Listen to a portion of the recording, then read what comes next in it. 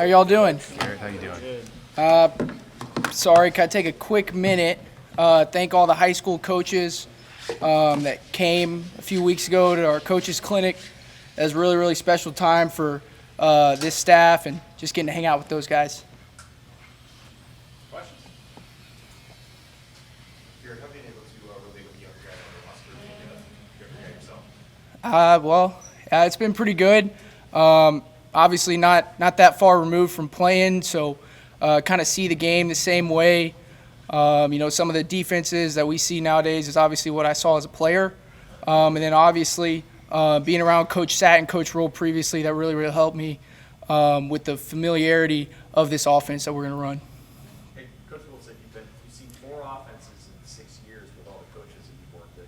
What are the hallmarks maybe of this offense, and what advantage is there to kind of knowing every kind of offense that you've already learned? Yes, sir. So my opinion, I've just seen a lot.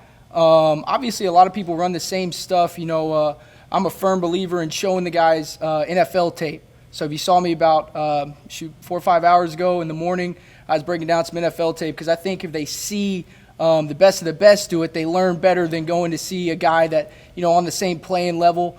So obviously being around those offenses and the different trees, so it's a little easier for me to kind of teach, in my opinion, just being exposed to that.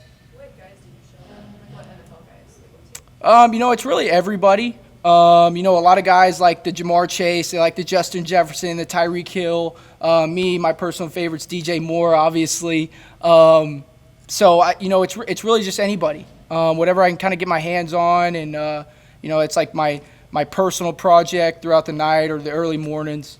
So just about anybody. Hey, Garret, how have you seen that? Just when you do stuff like that, when you bring guys into your office, show them film, whatever, just hang out with them, how have you seen the reception to those invitations grow over the 3 or 4 months that you've been here? Oh my gosh, it's night and day. A lot of people laugh at the snacks, right? But that's real. When you have Eric Gilbert in there at 8:30, 9 o'clock, right? A tight end coming to join my room just to freaking grab some hot fries and obviously like steal away to kind of teach him a play because, just the familiarity I was with the offense. And then also, like I told the guys, like that's their office, not necessarily mine. So when you see Billy Kemp, Josh Fleek sitting in my chair running the remote, it's a lot more powerful than me sitting there teaching them. Garret, Isaiah was up here. I can see. What have you seen out of him, so far this spring, and how have you kind of connected with him? Unbelievable. So his parents are actually from West Texas, so that kind of holds a special place in my heart, obviously, with my family. But just a super disciplined, detailed guy, very, very smart, very, very engaged in the meetings when either myself or Coach Satt is speaking. And then, he's just a guy that's dependable. That's all we're really looking for, just guys that are dependable. You've gotten to see Xavier Betts on the field now for a few weeks. What stands out about him and his game? You just kind of look at him, right? He's really big, really, really long, can stretch the field vertically. But Zay's, he's competing his tail off. Very, very proud of him and all the progress he's made, both on and off the field, in the classroom. He's doing a really, really good job.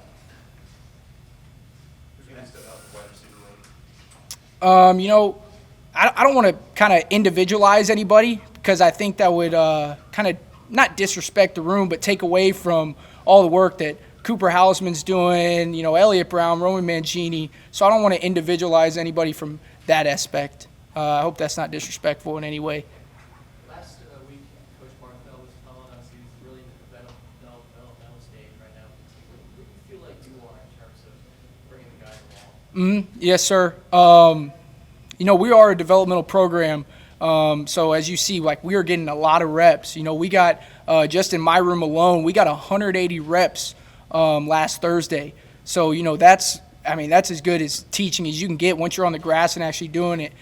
So just to see like young guys like Sean Hardy, Victor Jones, Alex Bullock go out there and get 30, 40 reps a day, right? That's developmental. So I think we're all in different stages in that room, obviously with guys that are in their 6th year and then guys that are in year 2 or 3. How big of a part of your job is that, to develop young guys and turn them into players who can grow in your program over 3 or 4 years versus what you're doing with Billy or with Josh bring guys in toward the end of their careers, where do you place the importance of taking a freshman, like Malachi's out there following around today, and working with him over the next 3 years? Right. Yes, sir. So if you see the trend in recruiting, we're always going to recruit on height, weight, speed, right? The tape is kind of the advantage, right? But we want to get guys that are tall, long, and fast. So that's why it's so important to develop, and that's why we're here, is to develop guys both on and off the field. I know you don't want to do individual breakdown on every guy, but Marcus Washington is a guy who's obviously had a pretty long college career. What's sort of been your message to him and getting to know him as he's the just piece of it? I'm his third or fourth receiver coach. I think I'm his fourth receiver coach, and obviously that's tough on everybody. So first thing I had to do was build trust with him, and that came from me learning about his 1-year-old son Mason.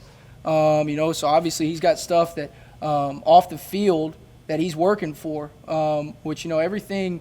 When it comes to like being a player, if there's a why behind it, you're going to work harder. Right. So, and then obviously when it comes to on the field, man, he's a competitive sucker, which, anytime you can bring that to the receiver room, we want it.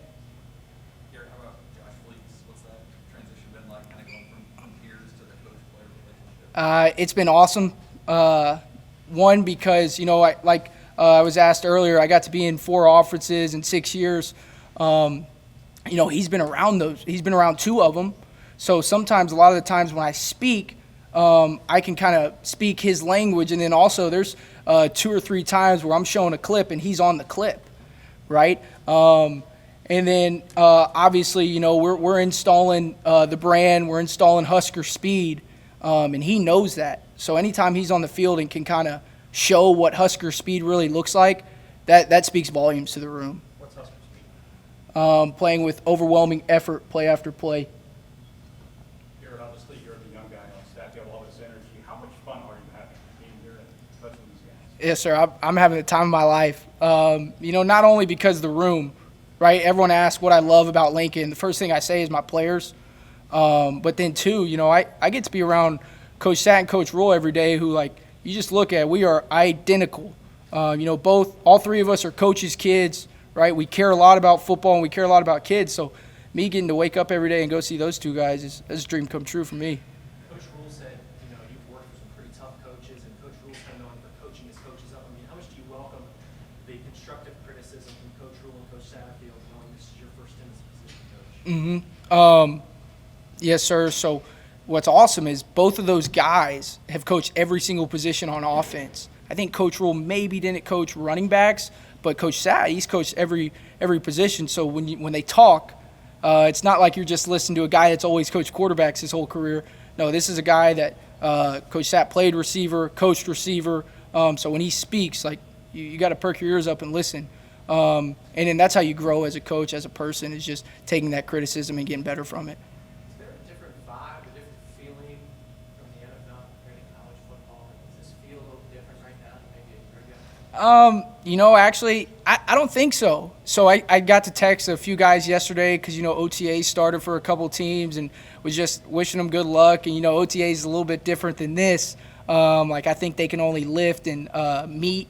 But those guys were jacked up to get back in the building. They go a lot of them go 3 months from the end of the season to now of not being in that building. So they got some juice going back. And then these guys, right, they're some of them 19, 20 years old. They naturally wake up and have a little bit of juice to them. Is there a difference between us working with guys in the NFL versus now you're working with college football players? No, I don't think so. Obviously time constraints.